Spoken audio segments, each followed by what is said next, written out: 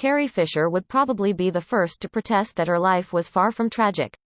She was, after all, born to two of the most famous people in America, grew up in beautiful houses around Los Angeles, and became a movie star off the back of the second film she ever appeared in.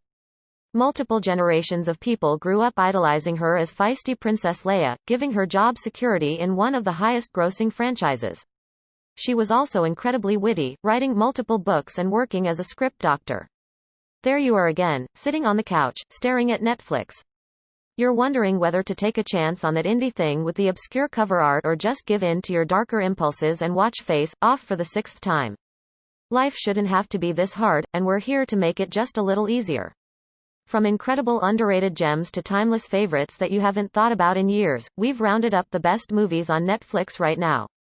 Da 5 Bloods. Perhaps more than any other filmmaker in history, Spike Lee continues to elicit a decidedly visceral reaction from moviegoers.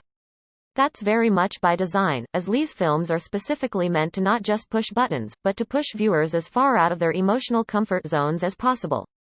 And whether you love or loathe what Spike Lee brings to cinema, there aren't many in the middle. Few can argue the filmmaker's uncompromising cinematic artistry, or his indefatigable flair for biting social drama. Given the divisive state of the world, it should come as no surprise that Lee is pushing boundaries farther than ever. And she was close to her mother, her brother, and her beloved daughter, who even chose to follow in her acting footsteps. However, Fisher would probably also be the first to tell you that she did go through struggles, notably mental illness and addictions to drugs and alcohol. But that's because she believed that being honest about problems helps other people overcome theirs. The director made serious waves with his searing, racially charged 2018 thriller BlacKkKlansman, and is back in the saddle this year with the fevered Vietnam War drama Da 5 Bloods.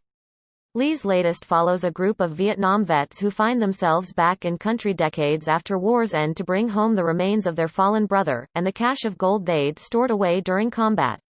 This is the tragic real-life story of Carrie Fisher. Carrie Fisher's parents had one of Hollywood's most infamous divorces. Carrie Fisher was famous before she was even born.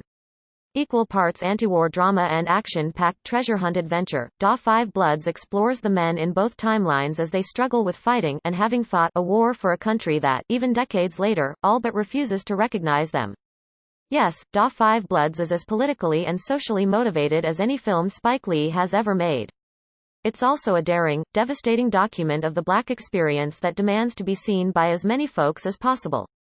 Spider-Man, Into the Spider-Verse. After The Amazing Spider-Man 2 effectively killed a franchise as we knew it, it came as a bit of a shock when Sony Pictures announced, after agreeing to share the rights to the web-slinging one with Marvel, they'd be moving forward with a new Spider-Man project. Her parents Eddie Fisher and Debbie Reynolds were a super-famous singer and super-famous actress, respectively, who were christened America's Sweethearts. Carrie joked in her first of 3 autobiographies, Wishful Drinking, that when she was born, the doctors ignored her because they were too busy fawning over her parents. But in 1958, when Carrie was 2, the golden couple rocked America when Eddie left Reynolds for Elizabeth Taylor. Taylor and Reynolds had been friends since they were teenagers in Hollywood, and Eddie was the best man at Taylor's 1957 wedding to his friend Mike Todd. That task seemed all the more daunting when Spider-Man: Homecoming arrived like the John Hughes Spider flick we didn't know we needed. To the shock of many, Sony's animated Spider-Man: Into the Spider-Verse was about to prove the universe, nay, multiverse, was vast enough for alternate Spider-Men, and even big enough for a half a dozen others. When Todd died in a plane crash, the grieving Taylor and Fisher started an affair. Soon, Eddie Fisher divorced Debbie Reynolds. He and Taylor married just over a year after Todd's death, in May 1959, and divorced nearly 5 years later, according to ABC. Carrie Fisher and her younger brother Todd, named after Taylor's husband before his death, lived with Debbie Reynolds. Into the Spider-Verse also breathed welcome life into both the rapidly tiring superhero genre and the stagnating medium of feature animation. That life arrived via street-smart teen Miles Morales, who, after inadvertently gaining spidery abilities, seeks to replace the recently deceased Spider-Man of his world, only to discover that there are several spider-folk spread across multiple dimensions, and that a singular threat is about to disrupt each of their realities. If that synopsis makes your head hurt, please know that matters become much clearer throughout Into the Spider-Verse. They had a glamorous childhood among LA's A-list, including Judy Garland, Jimmy Stewart, and Cary Grant, according to Todd Fisher's autobiography. Know as well that said story, suffused with equal parts drama, comedy, and soul, unfolds in an electrifying visual style designed to literally bring comic book pages to life. Carrie Fisher later wrote that they missed spending time with Reynolds, who loved being with her children but also worked a lot. Carrie Fisher had an affair with Harrison Ford. The chemistry between Princess Leia and Han Solo radiated from the screen throughout the original Star Wars trilogy. That hearty combination of style and substance makes Into the Spider-Verse unlike any superhero flick you've seen of late. Moonlight. Over the past decade, A24 Films has transformed itself from the little indie studio that cut into a bona fide powerhouse that regularly challenges big-time studios for box office supremacy and awards season glory. And behind the scenes, the actors playing the rebel leader and the scruffy-looking nerf herder went method with the relationship. In her 2016 memoir The Princess Diarist, Carrie Fisher revealed that she and then married Harrison Ford, who of course played Solo, had an affair in 1976 during the filming of the first Star Wars movie. They've done so by continuing to release a near-immaculate slate of films that vary from high-minded genre fare, The Witch, Under the Skin, Midsommar, High Life, to complex human dramas and comedies The Lobster, Lady Bird, Good Time, The Souvenir. In a grand scheme, sort of way, 2016 was the year A24 became a legit player in the Hollywood landscape. That was the year the studio released the sophomore film from a then all but unheard-of filmmaker by the name of Barry Jenkins. The film was, of course, Jenkins' heartfelt and harrowing coming-of-age drama Moonlight, a film that cleaned up at the box office, blew the critics away, and stormed the Oscars by claiming 3 Academy Awards, including that infamous Best Picture win. We're not gonna waste much of your time bestowing more praise on Moonlight here.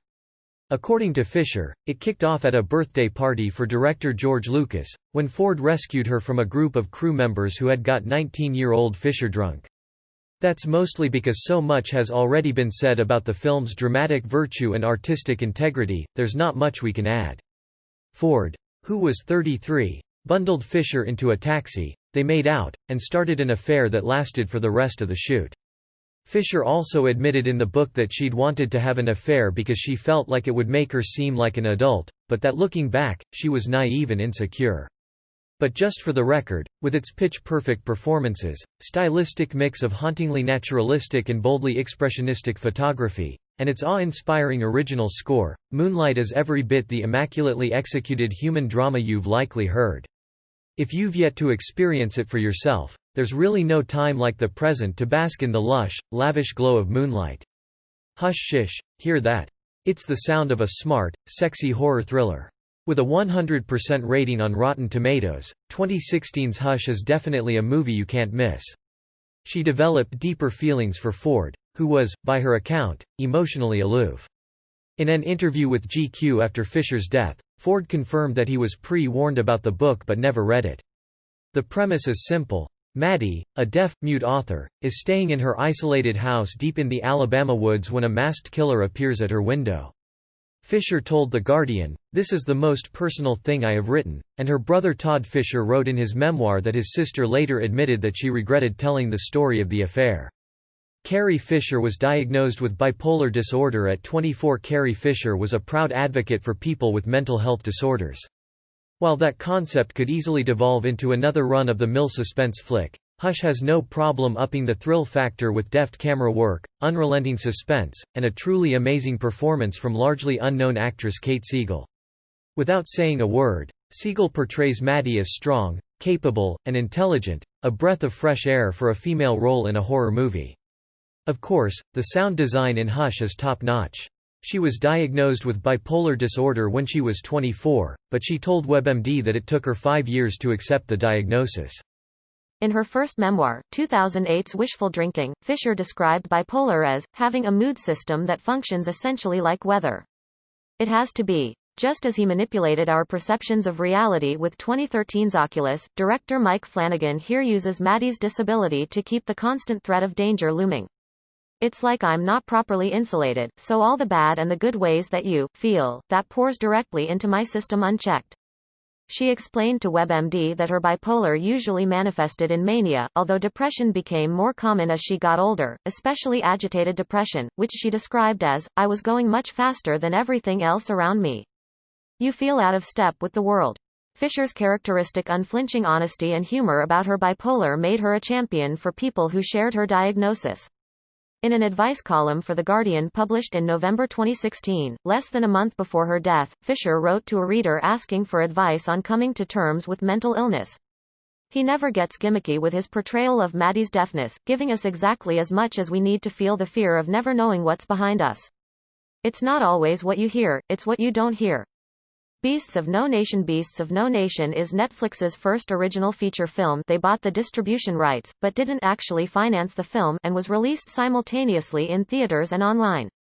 We have been given a challenging illness. Unfortunately, the resulting controversy, several large theater chains boycotted the film, saying it violated theater exclusivity, overshadowed the film itself. Think of it as an opportunity to be heroic. That's a shame, because Beasts is an amazing first choice for Netflix to break into original films.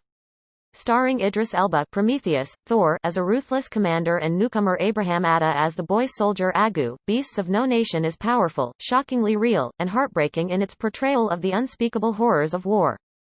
Move through those feelings and meet me on the other side. It's not an easy film to watch, the pace is relentless, the imagery visceral. As your bipolar sister, I'll be watching. Carrie Fisher spoke openly about her drug and alcohol abuse as well as opening up about her bipolar diagnosis. Carrie Fisher was candid about using drugs and alcohol to cope with the emotional ups and downs that came with the disorder. She wrote about smoking weed from the age of 13, initially with her mother, in Wishful Drinking. But it's a film you should watch, if only for a brief glimpse into the struggle of daily life in war-torn Africa. The country in the film is never defined, although the story could presumably fall into any of the African nations embroiled in turf wars. It was filmed in Ghana, and director Kari Joji Fukunaga spent years researching the conflict in Sierra Leone before finally settling on the 2005 novel as the source material for his film. The fundamentals of caring, heartwarming, poignant, and injected with more lewd jokes and profanity than a Farrelly Brothers comedy. The fundamentals of caring plays like a feel-good summertime Disney flick that got left in an AA meeting for too long, with the end result being an experience more real and human than it ever could have been with a PG-rated script. The movie opens with newly certified caregiver Ben Paul Rudd meeting his first patient, a wisecracking teenage shut-in with muscular dystrophy who's driven away all his previous attendants. After a rocky start, they set out on a road trip to see a series of roadside attractions, and along the way they both learn valuable lessons about family and friendship. Saccharine and mushy, right? It may read that way on paper, but by the third body joke you'll totally change your mind. Give it a shot, and just remember that while it looks like something to stick on for the whole family, it's probably better to wait until the kids go to bed. The Hateful Eight. Quentin Tarantino's eighth film needs little introduction. She quit the drug 6 years later, on the set of Star Wars, writing, "It suddenly became creepy and dark and scary." Instead, on the set of The Empire Strikes Back, "I did blow a couple of times," she told the Daily Beast in 2015, adding, "It was location. Location means everything is permitted." Ultimately, her drug use turned into a full-blown addiction to various substances, including cocaine, hallucinogens, and opiates. In Wishful Drinking, Fisher explained how drugs temporarily soothed but ultimately exacerbated the impact of her bipolar. "I used to refer to my drug use as putting the monster in the box." In the aftermath of the Civil War, 8 people get snowed in at a roadside pit stop, and as the title asserts, none of them are particularly savory characters. "I wanted to be less, so I took more." It wasn't until she overdosed in 1985 and went into rehab that she was able to confront both her addictions and her bipolar. There's a lot of talking, a lot of bloodshed, and a lot of Tarantino-ness all around. Perhaps too much, according to some critics. Getting off drugs, with the help of Alcoholics Anonymous meetings, initially made her feel pretty crazy, as she told WebMD, and she occasionally relapsed. Carrie Fisher had a 12-year on-off romance with Paul Simon, a lifelong celebrity. Even Carrie Fisher's meet-cute with her future husband reads like a who's who. With a 74% rating on Rotten Tomatoes, The Hateful Eight is one of Tarantino's worst reviewed films. As a Western, sure, The Hateful Eight is no fistful of dollars. But as Nerdist very effectively argues, it's not a Western at all, it's a horror movie. For starters, as Tarantino himself explained, it was most directly inspired by John Carpenter's 1982 body horror film The Thing. The pieces are there, the icy landscape, the claustrophobic setting, people trapped in close quarters by a raging blizzard, and the undercurrent of someone in the group who isn't what they seem. Fisher was introduced to musician Paul Simon by actor Richard Dreyfuss in January 1978. Also, Kurt Russell. On top of that, the musical score includes Ennio Morricone tracks from The Exorcist II and The Thing, deliberately adding to the sense that monsters are lurking, even if they turn out to be human after all. Now Netflix viewers also have the added option of watching The Hateful Eight as an extended miniseries, broken into 4 episodes, with at least 25 minutes of new footage spliced in. She told The New Yorker that on one early date, they ended up dancing at famous New York nightclub Studio 54. Some sequences are more similar than others compared to the film, but it has a different feeling, said Tarantino. It has a different feeling that I actually really like a lot. Haywire. Back in 2003, Quentin Tarantino's jaw-dropping genre stew Kill Bill Volume 1 essentially set the bar for what female-fronted action movies could be. She soon moved into his apartment near Central Park in New York, and they started an intense romance that lasted 12 years, although not consecutively. Fisher wrote in Wishful Drinking, "Paul and I had the secret handshake of shared sensibility. We understood each other perfectly. Despite their connection, the relationship had its ups, downs, and lows. It did so by conjuring a tough-as-nails heroine with a heart of gold who could literally beat down or outwit even the toughest SOBs among planet Earth's criminal underworld." Simon struggled to cope with Fisher's alternating mania and depression, exacerbated by her drug use. By June 1983 they had split again, although Fisher told People, "Maybe we're not good roommates, but I love Paul." Sure enough, they got back together shortly after, and that September, they got married. The marriage only lasted 11 months, they divorced in 1984. En route to delivering an enigmatic action film Fantasia, Tarantino almost single-handedly authored the blueprint for the current wave of movies putting ass-kicking ladies front and center. Though produced on a much smaller scale, Steven Soderbergh's star-studded 2011 actioner Haywire took the Kill Bill blueprint, i.e. but after a year apart, they started dating again. A female assassin betrayed by her bosses, and ran with it, transporting it to the world of international espionage and forging a fruitful, propulsive narrative every bit as smart, fun, and action-packed as Tarantino's opus. We know, Steven Soderbergh is hardly a name one would typically equate with the action movie set. What finally ended the relationship wasn't the rose or Fisher's erratic behavior. But the infamously dexterous filmmaker executed his first foray into full-on action cinema with undeniable grace, utilizing a whip-smart screenplay from Lem Dobbs, see also Soderbergh's masterful The Limey, and a stoically tenacious performance from MMA fighter-turned-actor Gina Carano, see also The Mandalorian on Disney+, to deliver a full-throttle, 90s-tinged action flick with style and energy to burn. According to Simon biographer Peter Ames Carlin, while traveling in the Amazon, the couple took a powerful hallucinogen, and Fisher had a vision of being pinned down by Simon's brain. They split for good in 1990. Carrie Fisher got engaged to Dan Aykroyd during one of her off periods with Paul Simon. Carrie Fisher squeezed in another serious romance with another celebrity. At the end of 1977, 21-year-old Fisher started hanging around with the Saturday Night Live writers and performers, inviting them to her wildly popular parties in her New York apartment. She became good friends with John Belushi, bonding over a shared sense of humor and, more ominously, cocaine. The final product very easily could have turned into the sort of female James Bond-type franchise the film world has been clamoring for of late, had anybody actually seen it in theaters. Scott Pilgrim vs. On November 18, 1978, Fisher hosted an SNL episode in which Belushi and Dan Aykroyd played the Blues Brothers, and the following July, she joined the comedians to film the 1980 movie of the same title. Aykroyd had just split from his girlfriend, and Fisher was fighting with Simon. According to Sheila Weller, Belushi encouraged them to get together. The world in the pantheon of video game movies, there have been far more misses than hits. There was a time when the same could have been said about graphic novel adaptations as well. At first it was a fling, Fisher appreciated Aykroyd's sweet nature and he wanted to save her.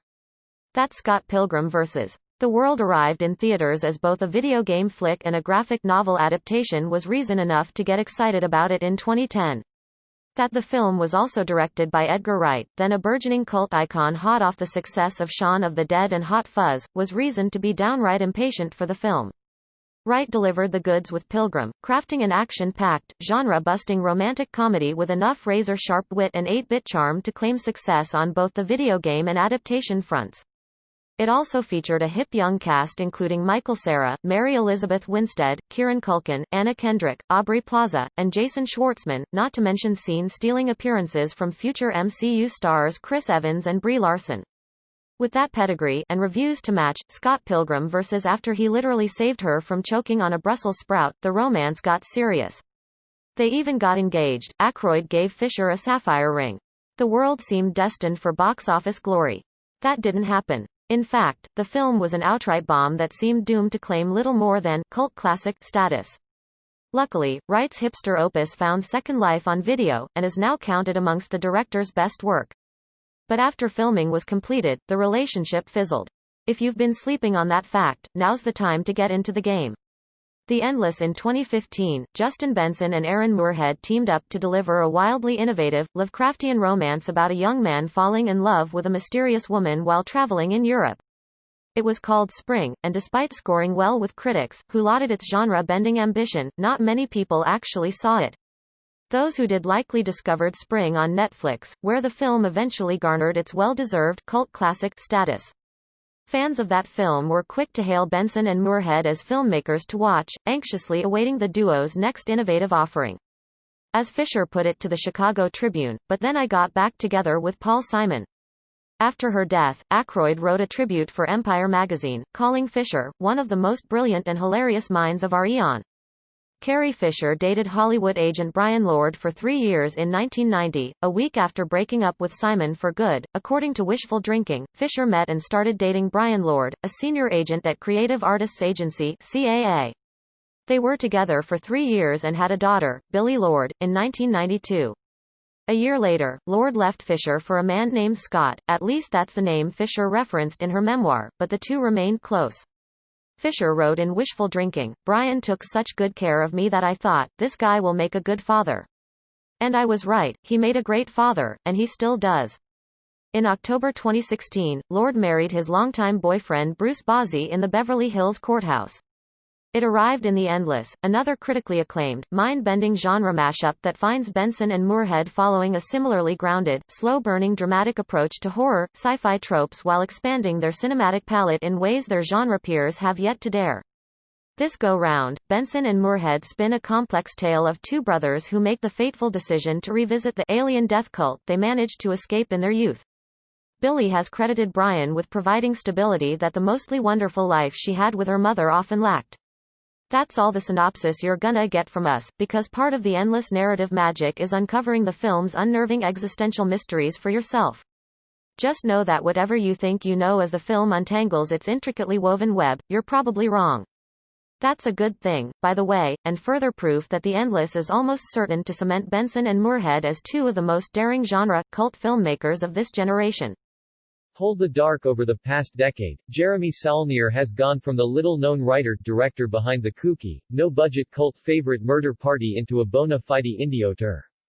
One whose penchant for tightly wound, blood-soaked narratives about normal people in impossibly tense scenarios led to the formidable 1-2 punch of 2013's caustic revenge tale Blue Ruin and 2016's gory, punk-tinged drama Green Room.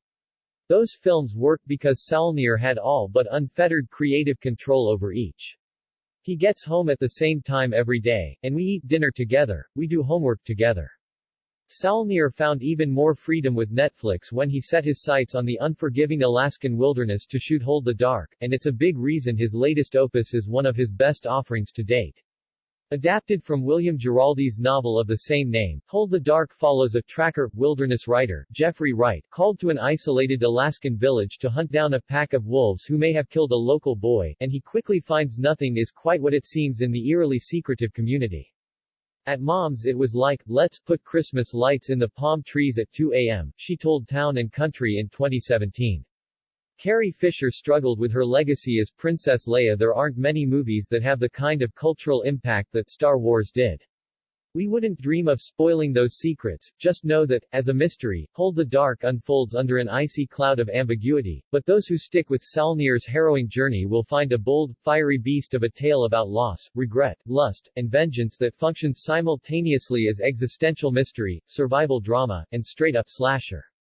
Yes, that combination is as confounding and enthralling as it sounds, and it's why Hold the Dark is an absolute must-see.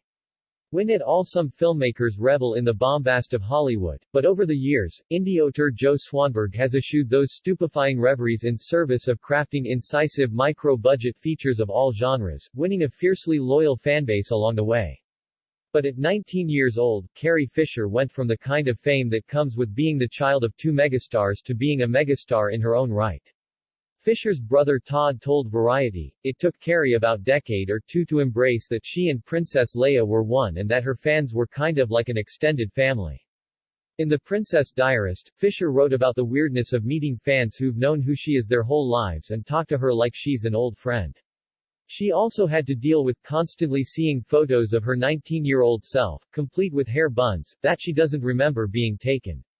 "Sometimes I feel as if I'd rather concern myself with those fans helped make Swanberg's work Drinking Buddies, Happy Christmas, and Digging for Fire, surprising hits on Netflix.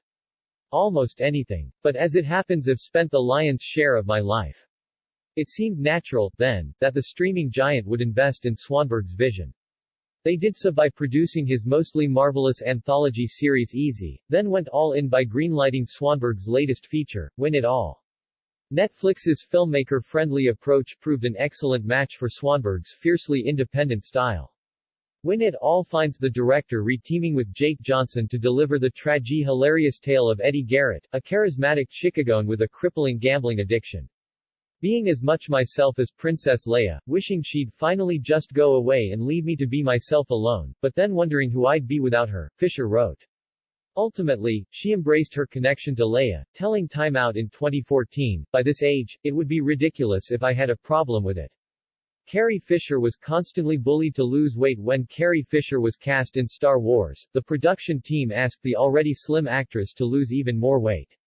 They even sent her to what she called a fat farm. She returned the same size and spent the shoot paranoid about being fired. Eddie's unstable existence is completely upended when a pal entrusts him with a duffel bag full of cash before serving a lengthy prison sentence. That's the last thing you'd want to hand over to a gambling addict, of course, and what follows is a cringe-worthy, if often hilarious, spiral into addiction madness that plays out about the way you'd think, i.e. the money is lost and must be won back. Like the best of Swanberg's films, he tempers the madness by focusing the film's narrative on the human that drives it. In turn, Win It All proves itself insightful, irreverent, romantic, and laugh-out-loud funny. The Irishman. Few names in the history of cinema inspire as much respect and awe as Martin Scorsese. Now well into the fifth decade of his all but unimpeachable career, Scorsese has somehow managed to maintain his fiercely independent vision while cranking out more genuine cinematic masterpieces than pretty much any filmmaker who's ever lived. The Irishman is Scorsese's 26th feature film, and it's certain to go down as one of his late-game masterworks. At 3.5 hours, The Irishman is also the longest film of Scorsese's career. Fisher later said that she had serious body dysmorphia issues, in an interview with the Daily Beast. Shockingly, it seems the film almost never happened, with Scorsese relenting that, even with iconic titles like Taxi Driver, Raging Bull, and Goodfellas to their credit, no studio was interested in properly financing a new Scorsese film with Robert De Niro in the lead.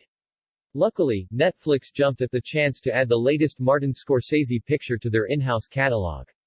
Anchored by a powerhouse turn from De Niro, with equally compelling work from Harvey Keitel, Joe Pesci, and Scorsese first-timer Al Pacino, The Irishman finds the legendary director in surprisingly subtle form, delivering a melancholic, decades-spanning slow burner of a gangster flick culled from a real-life story about ruthless mobsters, scheming teamsters, fractured families, and the corrosive legacy of violence and betrayal that ultimately undid a sprawling underground empire. She, Hollywood, and the public would continue to beat her up over her weight for the rest of her life. Her friends often worried that she was too thin. She told the Chicago Tribune that Dan Aykroyd tried to help her eat. In her memoir Shockaholic, Fisher wrote that the medications she took to help with her bipolar contributed to her gaining weight. Yes, The Irishman may look like a typical Martin Scorsese gangster flick. We can assure you it's anything but, and proves that even 50 years into his career, Scorsese still has a few new tricks up his cinematic sleeve. Taxi Driver. With over 4 decades of movies and accolades behind him, Martin Scorsese might easily lay claim to being the most lauded filmmaker that's ever lived, if not also one of the most influential. Back in 1976, however, Scorsese was still a brash young director who, on the strength of the gritty, dramatic one-two punch of Mean Streets and Alice Doesn't Live Here Anymore, had more than earned the title of up-and-comer. Taxi Driver is the film that formally announced Scorsese's arrival, positing the director as both a radical cinematic stylist and the voice of cinema to come. Just FYI, Taxi Driver also announced Robert De Niro as a once-in-a-generation acting talent, saw a baby-faced Jodie Foster step firmly into the spotlight as a tragic teenage prostitute, and posited now legendary scribe Paul Schrader as one of the premier writers in film. In theory, she was fine with this, but in practice, it bothered her. "I've always wished that I was someone who really didn't care what I looked like, but I do," she wrote. In 2010, she became a spokeswoman for diet program Jenny Craig. But when Disney called her to reprise Leia for The Force Awakens, they also sent a personal trainer. Oh, and it also proved a hit with critics, scored respectable numbers at the box office, and earned a handful of Oscar nominations to boot. Today, Taxi Driver is considered one of the most important films ever produced. And yes, Scorsese's caustic tale of an unstable veteran with violent tendencies traversing the filthy, morally bankrupt streets of New York as the titular motorist is more than worthy of that praise. Its politically charged narrative feels as vital in today's climate as it likely did upon release. Ever the rebel, The Telegraph reported that she refused to do the exercises, and snuck cans of Coca-Cola, as many as 16 a day, she told the Ellen DeGeneres show. Electroconvulsive therapy affected Carrie Fisher's memory. For Carrie Fisher, as for many people, the phrase electroconvulsive therapy (ECT) conjured up images of One Flew Over the Cuckoo's Nest, its most notorious depiction. But you probably already know that to be true, right? Because you have seen Taxi Driver, right? The Ballad of Buster Scruggs. Since breaking into Hollywood with 1984's remarkably assured debut Blood Simple, the Coen brothers, aka Joel and Ethan, have gone on to produce a near unimpeachable body of work that's found them working as easily in slapsticky farce and romantic comedy as in the crime, western, and musical genres. But the treatment has evolved majorly since the 1960s, and for Fisher, it helped her treat a major bout of depression, which had led to a relapse into taking drugs and a temporary separation from her daughter. In Shockaholic, Fisher wrote that for reasons that will become apparent, she couldn't remember the experience of getting ECT for the first time. Whatever story they choose to tell, you can be certain of one thing: the Coens are always going to push to do something they haven't done before. But she clarified that treatments now typically include an anesthetic and anticonvulsant before the shocks, which means no thrashing around in agony. She started with 3 treatments 3 times a week, then moved to 1 every 6 weeks. This thing punched the dark lights out of my depression. It did for me what drugs had done for me. Though it features all the staples of a Coen's movie, i.e. brutal, hilarious outbursts of violence, shticky genre setups, crackling dialogue, and stark human drama, their Western anthology The Ballad of Buster Scruggs finds the Coens pushing themselves farther than ever. Of course, the thing that most obviously sets The Ballad of Buster Scruggs apart from the rest of their films is that it is, in fact, an anthology, comprised of 6 short tales of the Wild West, and not a single, straightforward narrative. Those 6 tales are thrilling, and hilarious, and frequently downright heartbreaking. They feature stellar work from an all-star cast including Tim Blake Nelson, Zoe Kazan, James Franco, Tom Waits, and Liam Neeson. It was like a mute button muffling the noise of my shrieking feelings, she wrote. And they're each fueled by the sort of mirthful madness only Joel and Ethan Coen can conjure. Coupled with Bruno Delbonnel's jaw-dropping digital cinematography and pitch-perfect Western themes from composer Carter Burwell, The Ballad of Buster Scruggs is easily one of the best movies Netflix has ever produced, if not one of 2018's best films. The devil all the time. If there's one thing Netflix has proven since pivoting to original content, it's that they're wholly unafraid to take risks. And they certainly took one when they tapped indie wunderkind Antonio Campos Afterschool, Simon Killer, to helm the pitch-black period chiller The Devil All the Time. Luckily, Campos responded by delivering a soul-crushing, southern fried pot boiler with a heart as black as night. He assembled one of the all-time great ensemble casts to pull it off too, with Robert Pattinson, Tom Holland, Mia Wasikowska, Jason Clarke, Sebastian Stan, Jason Clarke, Bill Skarsgård, and more turning up to play a part in what can only be described as a flawed but utterly fascinating experiment in Southern Gothic exploitation. That drama unfolds through intricately woven narratives, and with the slow-rolling pathos of a classic country song. It also finds everyone involved in top form, servicing a bruising narrative whose primary thematic terrain covers death, grief, the emptiness of religion, the hopelessness of salvation, and still more death. Yes, The Devil All the Time is a grim little movie. And yes, it's often hard to watch. But it's also difficult to look away from, largely due to the strength of the acting. And while there's enough story here to satisfy even merit a multi-episode miniseries, Campos and Co. have fashioned The Devil All the Time into a beast of a film whose black heart is best explored in the darkest of rooms, and in utter solitude. Killing Them Softly. Nearly a decade has passed since Andrew Dominik released the follow-up to his flawless anti-western The Assassination of Jesse James by the coward Robert Ford, and we're betting most of you probably haven't seen it. The downside was the impact on her short-term memory and even her ability to remember words, and books or movies she'd seen. Yes, you should rectify that, because Dominik's overtly political powder keg of a crime flick Killing Them Softly is every bit as impressive. Ultimately, though, who gives why I can't remember what I can't remember when I feel so much better, right? She added. Carrie Fisher had an intense relationship with her mother Debbie after Eddie Fisher left the family to be with Elizabeth Taylor. Carrie and Todd lived with their mother, and, later, a stepfather. Debbie was a devoted mother, but she worked a lot, which sometimes made Carrie Fisher feel neglected. Fisher's own sudden fame also tested the relationship. In some ways, Killing Them Softly is actually the better film. Make no mistake, Killing Them Softly is a spectacular slice of socially conscious crime cinema. Both she and Reynolds were 19 when they starred in movies that propelled them to instant iconic fame, Reynolds in Singin' in the Rain and Carrie in Star Wars. Set amid the darkness of 2008's housing collapse, the film follows a pair of low-level criminals, Scoot McNairy and Ben Mendelsohn, who rip off a mob-protected card game. According to Vanity Fair, Fisher struggled with the idea that she had to share her mother with her fans, and Reynolds struggled to see her daughter's fame overtake her own. Todd Fisher wrote in his memoir My Girls that Carrie thought that Reynolds was always trying to compete with her, but he felt that the competition was mutual. According to Time, Reynolds and Carrie didn't speak during Carrie's 20s, but by the end of both of their lives, they were extremely close, and still arguing. That act leads to the hiring of a stoic hitman, played with unflappable cool by Brad Pitt, to restore order in the local criminal underworld. Upon his arrival, Killing Them Softly becomes a glib, supremely stylish, unabashedly opinionated little crime drama that's as much a down and dirty gangster movie as a scathing indictment of American socio-economic structures. In 2010, Reynolds told The New York Times, Carrie and I have disagreements and stalemates, but we still walk away loving each other. They even lived next door to each other. Debbie Reynolds died the day after her daughter. Todd Fisher wrote in My Girls, Debbie Reynolds willed herself right off this planet to personally see to it that Carrie would never be alone. Billie Lourd blamed drugs and mental illness for her mother's death. Carrie Fisher died on December 27, 2016, 4 days after she had a heart attack on a flight.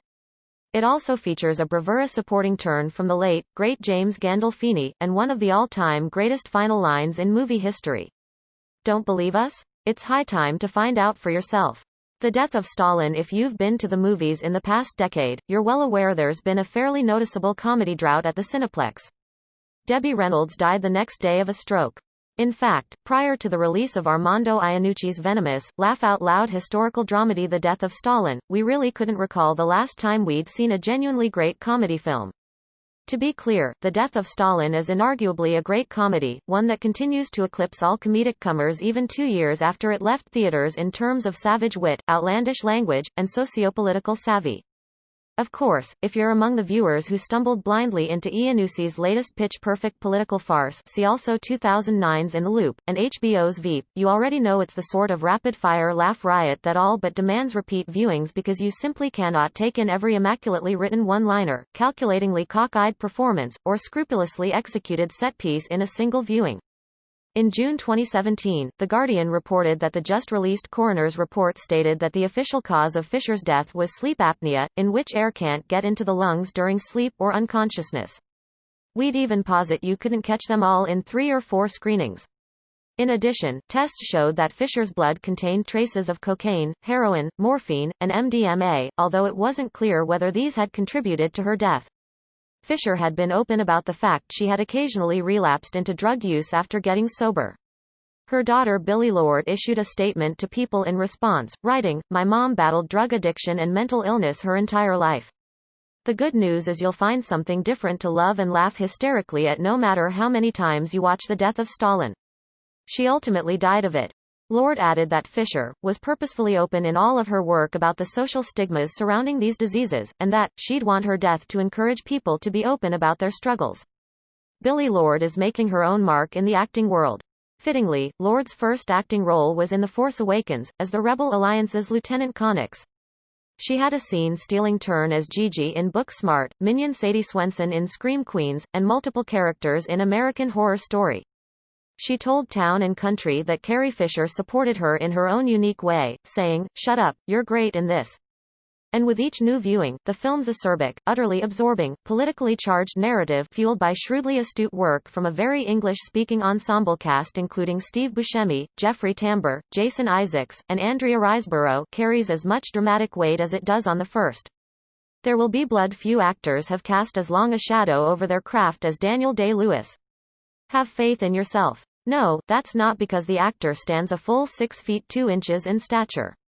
Rather, it's due to Day-Lewis' fierce dedication to his method acting modus operandi, an uncanny ability to transform himself body and soul for each new role. Such ability has led Day-Lewis into elite award season company, standing alongside screen icons Katharine Hepburn, Meryl Streep, Jack Nicholson, Ingrid Bergman, and Walter Brennan as the only actors in history to win 3 or more Academy Award statues. Day-Lewis claimed the second of his 3 Best Actor awards for his towering work as a ruthless, near-vampiric turn-of-the-century oil man who refuses to stand idly in anyone's shadow. And trust us when we say there's not a shadow on earth big enough to shade Day-Lewis. Daniel Plainview. Frankly, merely calling the actor's performance in There Will Be Blood towering seems an egregious understatement, because Paul Thomas Anderson's film is utterly consumed by Day-Lewis' presence. The beloved actor's near-mythic work in There Will Be Blood is so utterly transfixing it's almost easy to lose sight of Anderson's own mastery throughout. Still, even as the preternaturally gifted filmmaker willfully puts his actor's scene-devouring turn front and center, he wisely uses it to bolster what's essentially an epic chamber drama about capitalism run amok that's as audaciously ambitious as it is inherently insightful.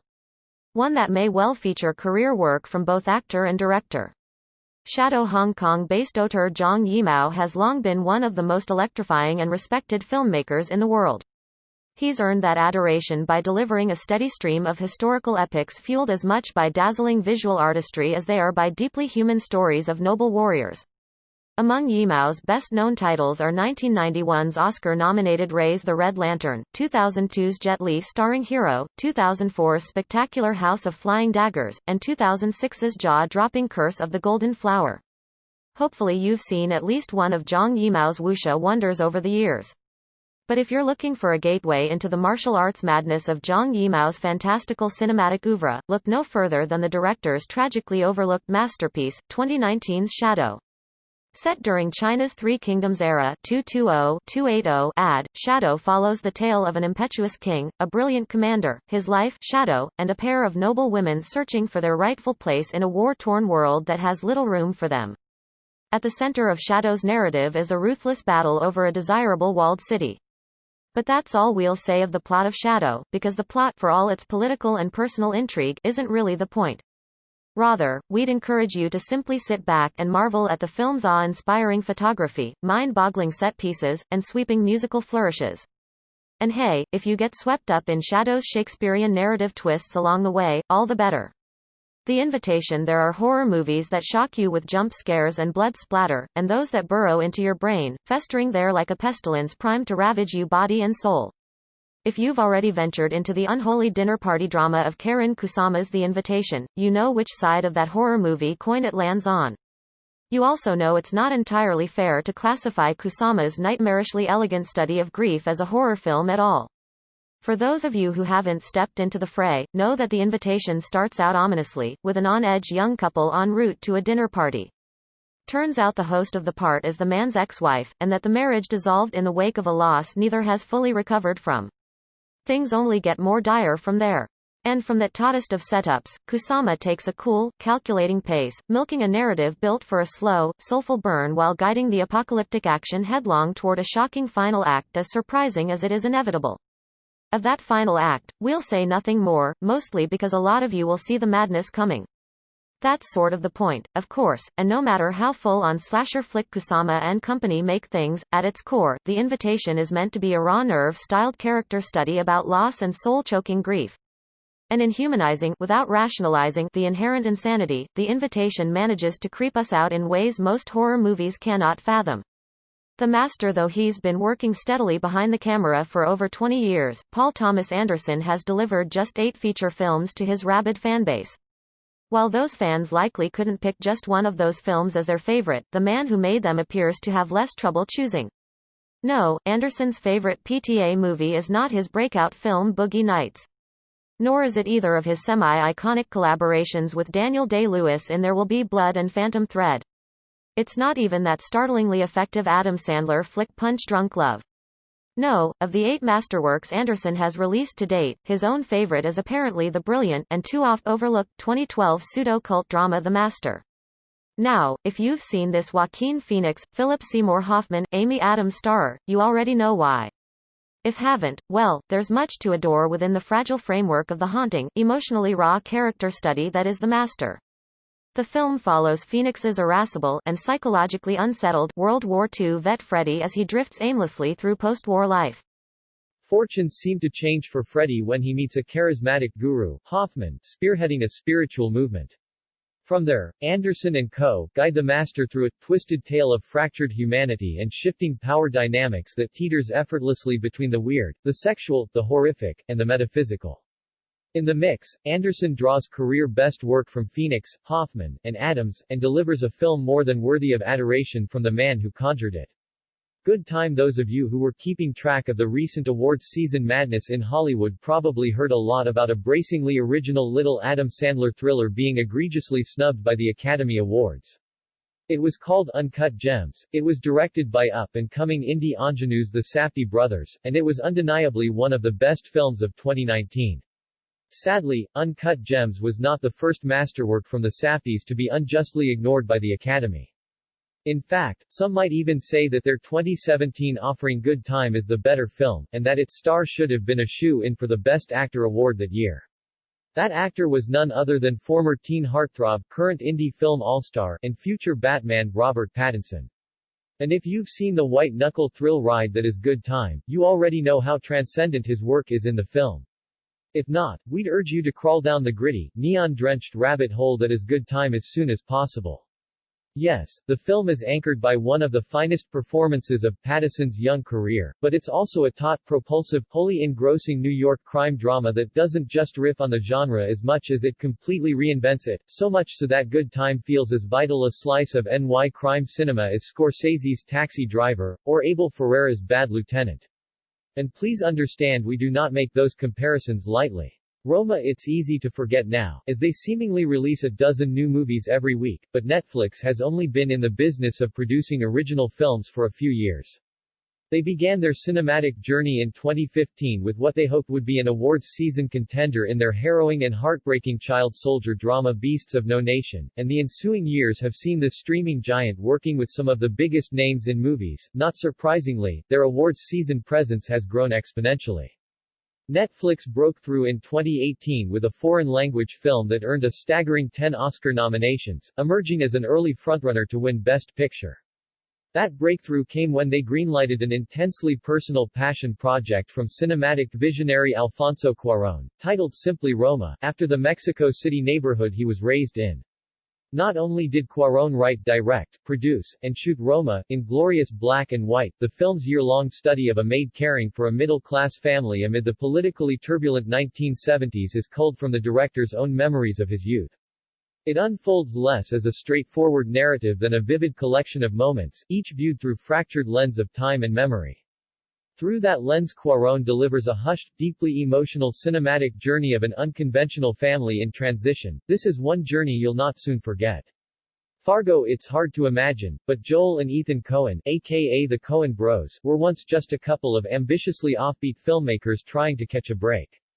Though they've gone on to craft legit masterworks like Blood Simple, Barton Fink, No Country for Old Men, and Inside Llewyn Davis, and earn a well-deserved spot in the modern cinematic canon. Prior to the release of 1996's immaculate crime drama Fargo, the Coens were largely unknown to anyone but die-hard cineastes and a devoted following of cult cinema lovers. That changed, of course, when Fargo hit and the brothers scored their first Academy Award for Best Original Screenplay. As it happens, the film also made stars of Frances McDormand, William H. Macy, and Steve Buscemi, and features career best work from each.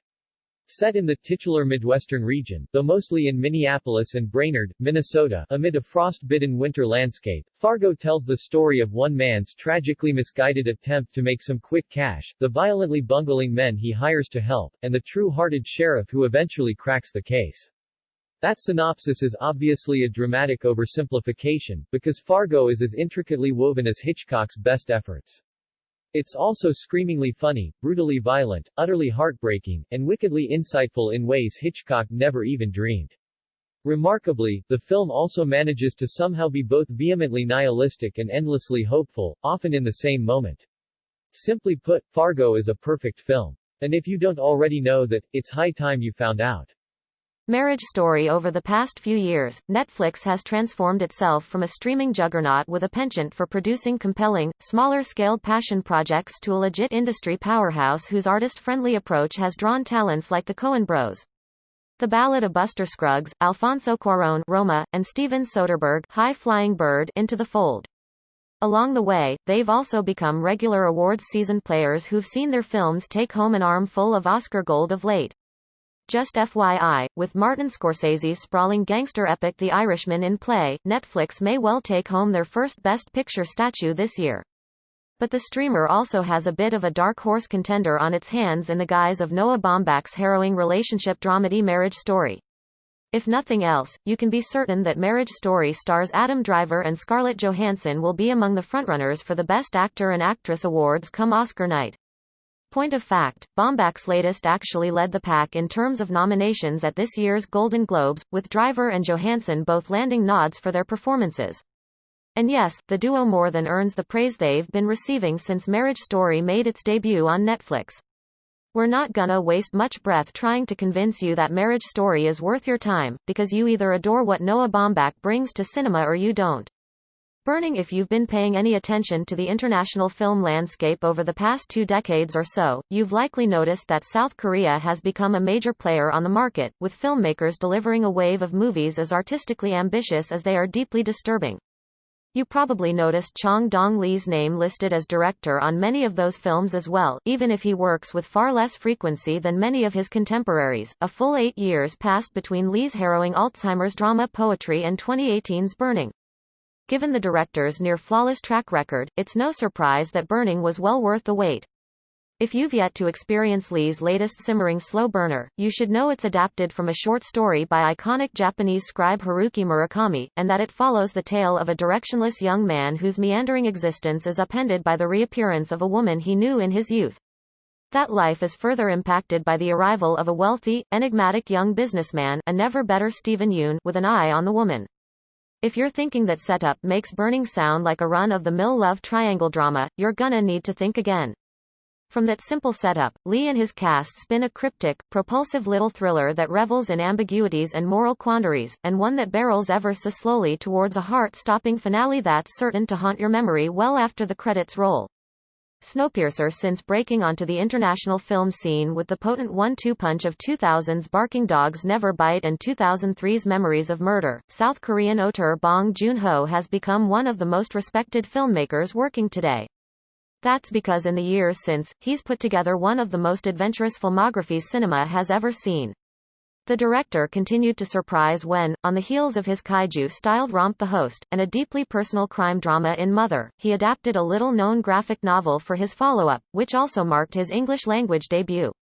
Though many foreign filmmakers struggle in adapting their style to American markets, Bong took the challenge in stride, and delivered one of the more bracingly original sci-fi confections of the modern era. Snowpiercer unfolds on a speeding train that's spent 17 straight years cutting through a desolate landscape decimated by a failed climate change experiment, and even amongst this director's eclectic filmography, it's one hell of a wild ride. As with much of Bong's work, it's also politically charged, with climate science in play outside the train, and class warfare broiling inside. Of the ensuing fight, we'll say nothing, 'cause we wouldn't dare spoil one wild-ass minute of this film for those who haven't seen it. Just know that Snowpiercer is completely crazy in ways you cannot fathom. And know that's a very good thing. Hail, Caesar! Since bursting onto the scene with 1984's no-budget neo-noir stunner Blood Simple, Joel and Ethan Coen have become poster boys for Hollywood outsiders who've made it big in showbiz, earning a handful of Oscars and waves of critical praise to boot. They've also brought their singular wit and audacious cinematic vision to every genre under the sun. Quite often, they've packed several seemingly disparate genres into the same film, essentially conjuring a distinctly left-of-center genre all their own. The Coens' uncanny penchant for genre gymnastics has never been so on display as it is in their immaculate skewering of Hollywood's golden age. Hail, Caesar! As the film is set largely on a backlot circa the 1950s and follows a studio fixer, Josh Brolin, who goes above and beyond in keeping multiple stars, directors, and productions in check, Hail, Caesar! Is tailor-made for such gymnastics. Hail, Caesar! Really does find the Coens packing literal representations of every genre they can, from musical to western to period drama, into a darkly comical, overarching narrative about Cold War anxieties in mid-century America. While that everything at once approach occasionally leaves Hail, Caesar! Feeling a bit unfocused, it still offers ample opportunity for the brothers to show off their razor-sharp writing, their undying love for period-specific dialect, and their impeccable taste in actors. See Brolin, Clooney, Swinton, Johansson, Tatum, McDormand, and more. And though Hail, Caesar! Ranks among the slighter of the Coens' efforts, it also remains one of their most misunderstood. Free fire. After bursting onto the scene with 2011's marvelously twisted creeper kill list, Ben Wheatley has crafted one of the more colorful resumes in showbiz. He followed his breakout with the psycho killer romantic romp Sightseers 2012, a psychedelic period chiller in a field in England 2013, and a stunning, socially conscious satire in High Rise 2015. With such a wildly varied slate of films keeping his fans decidedly off balance, Wheatley followed his high-rise success by once again changing dramatic speeds with 2016's action-packed, crackerjack crime farce, Free Fire. Undoubtedly his highest-profile film to date, Wheatley had no doubt earned the right to paint on a bigger canvas in his post-high-rise career, but Free Fire went big in completely unexpected ways.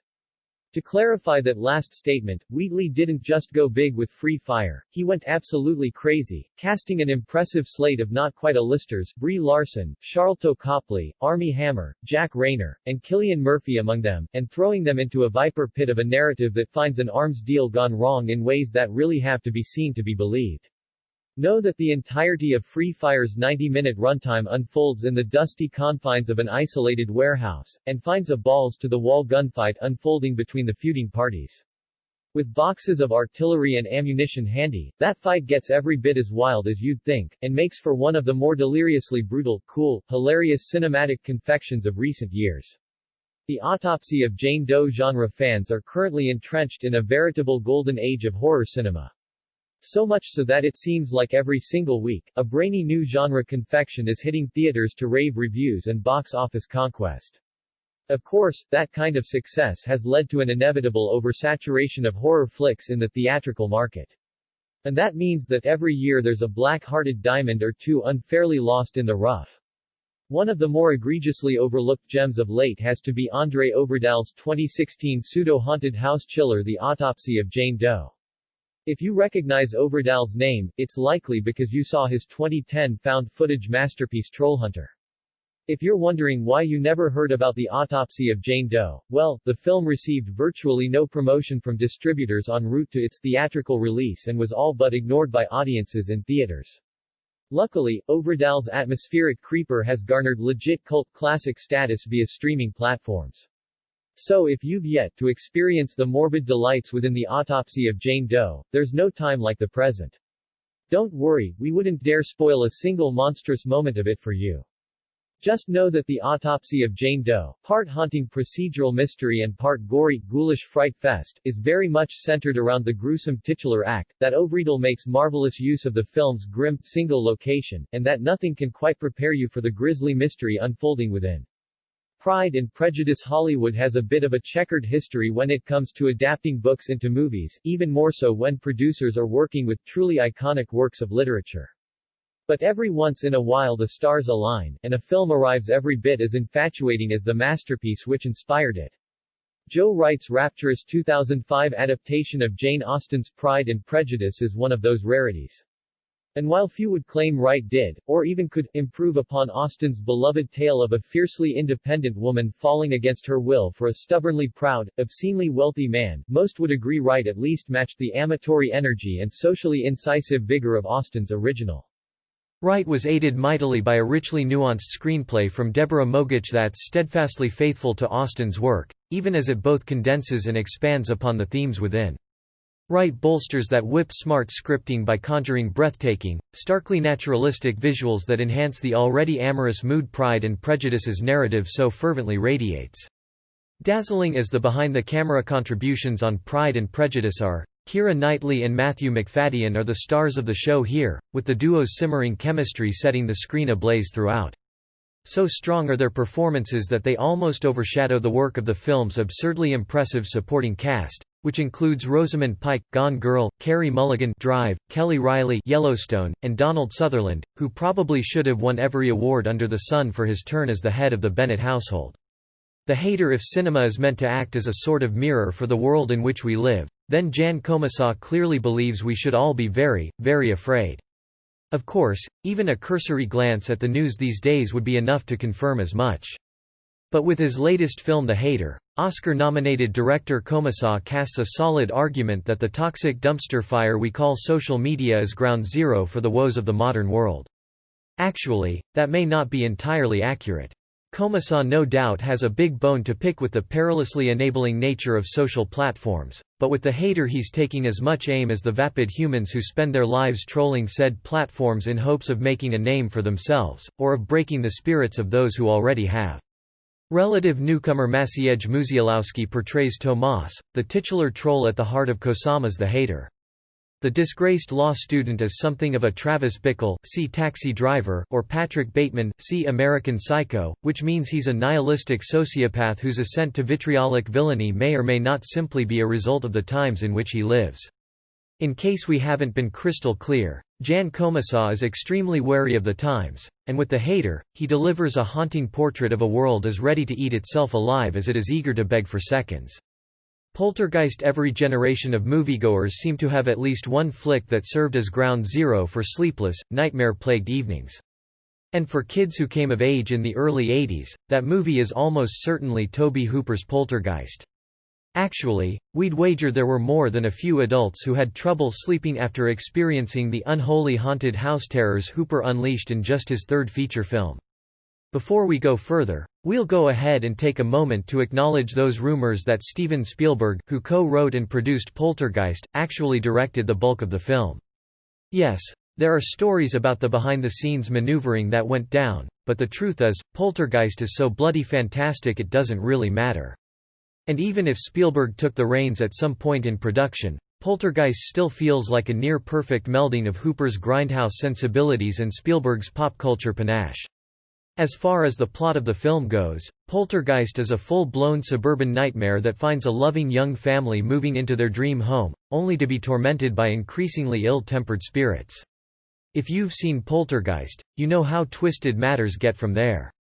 If not, we'll keep quiet on the more nerve-wracking, and decidedly gory, twists that ensue as that family tries to survive a truly tortuous final night in their perilously located abode. Just know that once you watch Poltergeist, you may never look at a clown, or your own television, the same again. Safety not guaranteed. In the last decade plus, Mark and Jay Duplass have become two of the most prolific talents operating on the fringes of Hollywood. While most would note they've written and directed numerous film and television projects over that period, too many would likely be as quick to overlook their impressive contributions as actors and producers. The Duplass brothers have actually been more active on those fronts than they have been writing and directing projects for themselves, taking clear pleasure in helping other talented filmmakers get their own films made, with the likes of Lynn Shelton, Greta Gerwig, and Noah Baumbach benefiting from their backing. In 2012, the Duplass threw their weight behind another up-and-comer in Colin Trevorrow, and ended up producing the most overlooked romantic sci-fi dramedy of the 2010s. Set in the Pacific Northwest, the film follows a small group of reporters, Aubrey Plaza, Jake Johnson, and Karen Sony, as they run down the story of a peculiar classified ad from a guy, Mark Duplass, seeking someone to accompany him on a time-traveling adventure. Saying any more would spoil the fun ahead, but know that adventure, intrigue, romance, and even time travel are all at play in Safety Not Guaranteed, and that this delightful little indie satisfies on all fronts. I'm Thinking of Ending Things new Charlie Kaufman movie alert. For cineastes of a certain temperament, i.e. narratively adventurous, bleakly humorous, and mildly depressive yet eternally hopeful, Kaufman's name elicits pangs of pure cinematic bliss, and his latest debuted on Netflix in the waning days of summer 2020. For those new to Charlie Kaufman's work, see also Being John Malkovich, writer, Eternal Sunshine of the Spotless Mind, writer, Synecdoche, New York, writer-director, and Anna Melissa, writer-director. Know you're entering a world rife with emotional turmoil, tragically flawed characters, and wild metaphysical quandaries. Please know you're also entering worlds bursting at the seams with rapturous but sometimes soul-crushing humanity. And yes, the writer-director's new film I'm Thinking of Ending Things, adapted from Ian Reid's novel, is as twisted and soulful as anything he's ever done. It's difficult to explain what I'm Thinking of Ending Things is about, because Kaufman's latest, in a word, is quite literally about everything. The film follows a young woman, Jessie Buckley, hitting the road with her newish beau, Jesse Plemons, to meet his parents, Toni Collette and David Thewlis, for the first time. And from that deceptively simple little setup, Kaufman delivers a stylishly ambitious, emotionally raw cinematic odyssey that's wonderfully weird and esoterically eerie in ways you just have to see to understand. Hunt for the Wilder People. Recent years have seen quirk-laden indie auteur Taika Waititi, What We Do in the Shadows, going mainstream on the strength of his pitch-perfect MCU blockbuster Thor, Ragnarok and his Oscar-winning dramatic laugher Jojo Rabbit. And even as the exceptional quality of those films cannot be understated, Waititi probably should have broken through with his action-packed 2016 charmer Hunt for the Wilder People, because it remains his best film to date. Those who've seen Hunt for the Wilder People wouldn't dare argue that point. But if you've yet to learn the ways of the Skunk's life, it's all but certain you'll come around about 10 minutes into the film, around the time Bella Te Wiata sings the Ricky Baker birthday song. As for Ricky Baker, he's the rebellious, hip-hop-loving orphan, played by Julaine Dennison, who, after the death of his beloved foster mum, Wiata, inspires a bonkers national manhunt when he chooses to run off into the New Zealand bush rather than go back into the foster system. Ricky is eventually joined by his deliriously affable foster dad, a never-better Sam Neill, and the duo soon form a riotous kinship that would put the odd couple to shame. Once they're making their way through the bush, Hunt for the Wilder People becomes the unlikeliest buddy flick ever created, one bursting at the seams with crass language, beautifully executed set pieces, and a beating absurdist heart as warm as that wondrous place, where the earth wets the cloak of the sky. A Clockwork Orange. To utter the name Stanley Kubrick is to inspire a genuine semblance of cinematic awe. Even 2 decades after his passing, Kubrick is still regarded by many as an artistic deity whose films are revered as cinematic scripture. Few would argue Kubrick's 13 feature films are worthy of study in their own right, but when viewed as a whole, those films become a sociological codex of the 20th century that will be obsessively studied and debated for decades to come. Among Stanley Kubrick's works, few have been quite as studied, debated, or obsessed over as 1971's sadistically satirical sci-fi fantasia A Clockwork Orange. Adapted from Anthony Burgess' incendiary novel of the same name, A Clockwork Orange was cheekily billed as the story of a young man whose primary interests are rape, ultra-violence, and Beethoven, when it hit theaters in the winter of '71. True to that tagline, the film does indeed follow the twisted tale of a sinister young Brit named Alex Malcolm McDowell, who possesses an insatiable appetite for all three. And yes, he and his band of droogs regularly indulge in them throughout A Clockwork Orange's 136-minute runtime. Kubrick depicts each deplorable act with equal parts disgust and dread-fueled wonder, including Alex's equally unnerving rehabilitation. Along the way, Kubrick conjures a daring, socially eviscerating document of a dystopian world where morality itself almost seems irrelevant, one which still feels far too close to our own for comfort. The trial of the Chicago 7. Whether you love or loathe his work, Aaron Sorkin has earned a near unimpeachable reputation in Hollywood for crafting stylish, intelligent screenplays fueled by meticulously plotted narrative structures and electrifying dialogue. To date, he's frequently used that approach in service of stories based on real-life individuals, see The Social Network, Moneyball, and Steve Jobs. It's hardly surprising, then, that Sorkin took the same approach to his directorial debut, 2017's flawed but fascinating Molly's Game. He's back at it with his follow-up film too, the political firebomb that is the trial of the Chicago 7. Set months after the shocking riots of the 1968 Democratic National Convention in Chicago, the film is set entirely around the infamous trial which found key counterculture figures staring down largely trumped-up federal charges. If you know nothing of the trial, it's widely regarded as one of the most egregious, politically motivated overreaches of power in U.S. legal history, a fact which Sorkin leans boldly into throughout to craft a searing legal thriller that unabashedly wears its political leanings on its sleeve. And even if the last 5 minutes of the trial of the Chicago 7 are absurdly overblown in distinctly 1990s Hollywood drama fashion, the rest of the picture is as engrossing and insightful as anything Sorkin has done. It also puts his penchant for crackling dialogue and razor-sharp structures front and center, and finds a brilliant ensemble breathing vivid life into every beat of this pulse-pounding, shockingly relevant tale of political posturing run horribly amok. Piercing in a perfect world, the name Mia Wasikowska would carry as much weight as that of Meryl Streep or Amy Adams. As it is, Wasikowska remains a frustratingly under-the-radar talent who continues to deliver screen-devouring performances almost entirely on the fringes of A-list Hollywood. It should be noted, of course, that Wasikowska has largely gravitated towards offbeat projects in her young career. It's a tactic that's led her to work with some of indie cinema's finest filmmakers, including Cary Joji Fukunaga, Jane Eyre, Jim Jarmusch, Only Lovers Left Alive, Lisa Cholodenko, The Kids Are All Right, and Chan Wook Park, Stoker. Wasikowska added another indie auteur to the list in 2019, signing on for one of her most offbeat films to date. Nicholas Pess, fresh off a legit cinematic shocker in 2016's grotesquely haunting thriller The Eyes of My Mother, was that filmmaker. And he kept things bleak in his follow-up film Piercing, which follows a seemingly normal man, Christopher Abbott, who sets out to curb his desire to murder his newborn child by killing an unsuspecting sex worker. Pess pits Wasikowska as the deeply troubled, streetwise woman in question. What follows is as twisted a game of cat and mouse as cinema has ever seen, one which unfolds with the whimsy of an MGM musical as seen through the pitch-black prism of David Cronenberg. Yes, that mix is every bit as thrilling and confounding as it sounds. And yes, Mia Wasikowska positively owns the screen throughout.